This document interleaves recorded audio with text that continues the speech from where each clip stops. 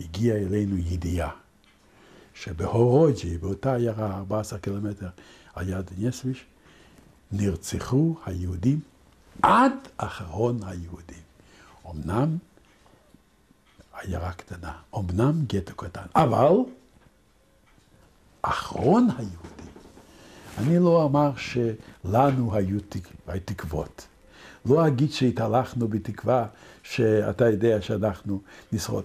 אבל אתה יודע, היינו בין לבין, כל פעם איזה אור של תקווה היה מתגנב, אפילו בלב הכי פסימי, אתה יודע, אולי. אבל כשהגיע אלינו הידיעה ב-17 בספטמבר, ב-17 ביולי 42, שכל היהודים עד האחרון שבהם, אז הגטו ממש נחרד. אנחנו לא יוצאים מהגטו, אנחנו מעלים את הגטו באש. זו הייתה ההוראה. אפילו היה לנו סימן היה לנו איזשהו ערימת קש בתוך הגטו, נדע באיזה אופן היא הגיעה. אמרנו, אנחנו נעלה באש את ערימת הקש, וזה יהיה הסימן לזה. היודנראט לא פעל כלום נגד ההתכוננות הזאת של הנוער, כי הוא ידע שזה היה דעת הקהל, זה לא היה קבוצה, אתה מבין.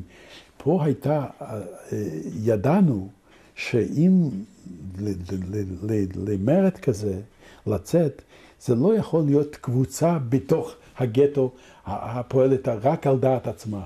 הגטו צריך להיות שלם וצריך להיות מזוהה עם הקבוצה הזאת. אנחנו נוציא את 500 היהודים האלה, אולי 600 היהודים האלה, 780, אולי נוציא אותם בלילה כולם. אבל שקלנו בזה ואמרנו, זה דבר מסוכן ביותר, ואנחנו לוקחים עלינו אחריות בלתי רגילה, שאנחנו במו ידינו, לפני שהוכרע גורל הגטו, שאנחנו ניקח את האחריות ואנחנו נוציא אותם עם ילדים ותינוקות, הם יקצרו אותנו כמו לפני שנגיע ליער. בלב כל אחד מאיתנו היה מרד. המרד היה בנו, בלבנו, איש לא. המרד, והייתי אומר, גם אותה מילה שאנחנו היום כל כך מסתייגים ממנו.